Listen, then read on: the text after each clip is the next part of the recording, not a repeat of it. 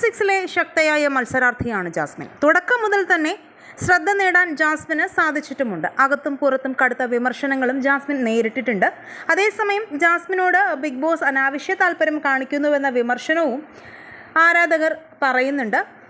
എന്താണെന്ന് വെച്ചാൽ ജാസ്മിൻ ഗബ്രിയുമായി മനഃപൂർവ്വമോ അല്ലാതെയോ ആയ ഒരു കോംബോ ഉണ്ടാക്കാൻ ശ്രമിക്കുന്നുണ്ട്. ഇത് പ്രേക്ഷകർക്ക് വളരെ നെഗറ്റീവായിട്ടാണ് ജാസ്മിൻ ഇമേജ് ഉണ്ടാക്കി കൊടുത്തത്. ഇവിടെയാണ് മലയാളി പ്രേക്ഷകർക്കിടയിൽ സ്വീകാര്യത കൂടി വന്നത്. ബിബിയിൽ ജാസ്മിൻ ചെയ്തു കൊടുക്കുന്നുവെന്ന ജാസ്മിൻ ഗബ്രി കോംബോ വളരെ മോശമാണ്, പുറത്ത് നെഗറ്റീവാണ് എന്നൊക്കെ അറിഞ്ഞിട്ടും പിന്നീടും ഇവർ തമ്മിൽ കളിക്കുന്ന കളി എന്താണെന്ന് മനസ്സിലാകുന്നില്ല. എന്തായാലും ഇവർക്ക് പെട്ടെന്നൊന്നും ഇതൊന്നും സ്റ്റോപ്പ് ചെയ്യാൻ പറ്റത്തില്ല. കാരണം ഇത്രയും ഗെയിം കളിച്ചു പോയില്ല. 50 ദിവസങ്ങൾ പിന്നിടുമ്പോൾ ഇവരെന്തൊക്കെയാണ് കാണിച്ചു കൂട്ടുന്നത് ഇവർക്ക് തന്നെ അറിയില്ല. പുറത്ത് ജാസ്മിൻ ഇത്രയും നെഗറ്റീവ് ഉണ്ടാകാൻ കാരണം ജാസ്മിൻ പുറത്ത് കമ്മിറ്റഡ് ആയിരുന്നു. അകത്ത് ഗബ്രിയുമായുള്ള പെരുമാറ്റവും രീതികളും ഒന്നും പ്രേക്ഷകർക്ക് ഇഷ്ടപ്പെടുന്നില്ല. കാരണം ജാസ്മിൻ തന്നെ കമ്മിറ്റഡ് ആണെന്ന് പറഞ്ഞിട്ട് കമ്മിറ്റഡായ ഒരാൾ ചെയ്യുന്നതാണോ ഇതൊക്കെ എന്നുള്ള ചോദ്യങ്ങളാണ് നിരവധി വന്നത്.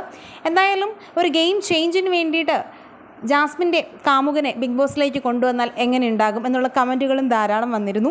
എന്തായാലും ബിഗ് ബോസ് ചിലപ്പോൾ അങ്ങനെ ഒന്ന് പരിഗണിച്ചാൽ നന്നായിരിക്കുമെന്നൊക്കെയാണ് കമൻറ്റുകൾ വരുന്നത്. ജാസ്മിൻ ഹേറ്റേഴ്സിൽ നിന്നാണ് ഇങ്ങനെയുള്ള കമൻറ്റുകൾ വരുന്നത്.